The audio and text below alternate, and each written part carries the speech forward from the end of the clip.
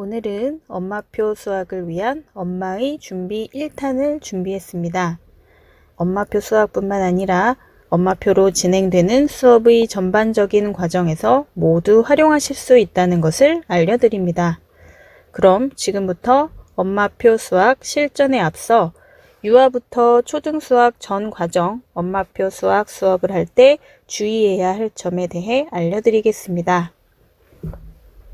엄마표 수학을 시작할 때 가장 중요한 것은 절대 화내지 않는다입니다. 이것은 어떤 복잡한 이론과 규칙보다도 중요합니다.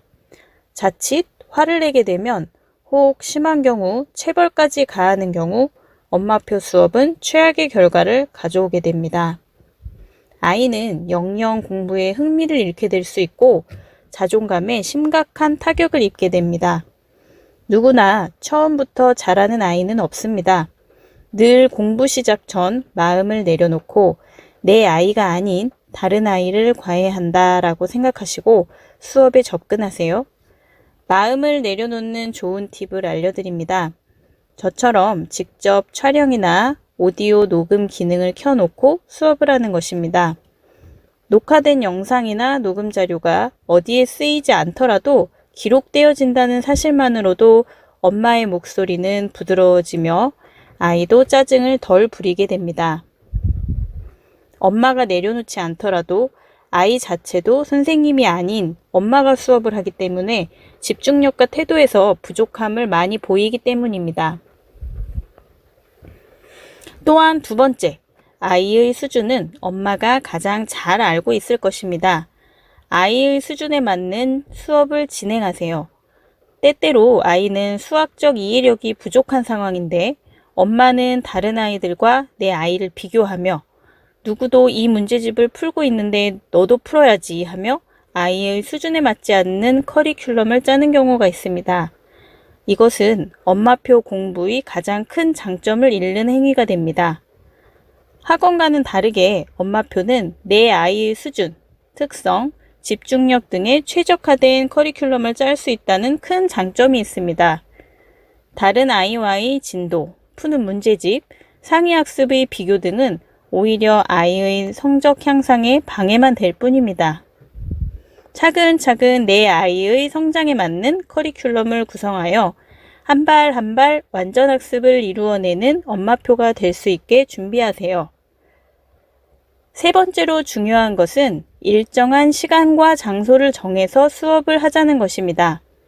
엄마표 수업은 앞서 말씀드린 것처럼 엄마도 수업에서 화를 내려놓기 힘들지만 아이들도 학교나 학원이 아닌 자신의 집에서 가장 편한 존재인 엄마에게 수업을 듣기란 참 힘든 일입니다. 눈치채신 분들도 있겠지만 저 같은 경우 집에서도 늘 일정한 환경을 만들어 놓고 엄마표 수업을 실시합니다. 그래서 늘 촬영된 배경이 일정합니다. 아이가 고학년으로 갈수록 시간 약속도 정하고 시작하는 것이 좋습니다. 자칫 가정에서 있는 모든 시간이 공부 시간으로 여겨질 수 있고 이는 학습에 대한 거부감으로 이어지게 됩니다. 마지막 주의점을 말씀드리면 특히 수학의 경우 계열성에 유의해야 한다는 것입니다.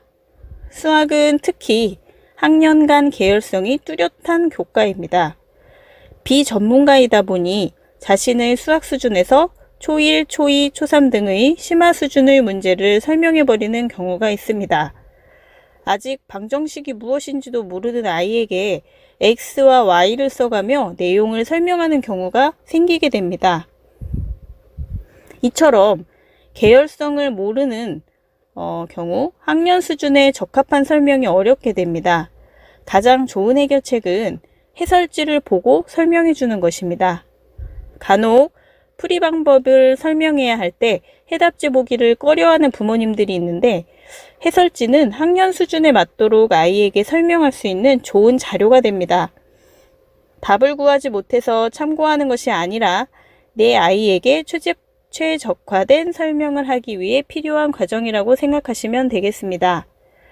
각 학년별 수학 계열성에 대한 설명은 내용이 길어지기 때문에 다음 영상에서 제작하여 올려드리겠습니다. 앞으로도 더 좋은 정보를 담은 영상으로 찾아뵙겠습니다. 끝까지 시청해 주셔서 감사합니다.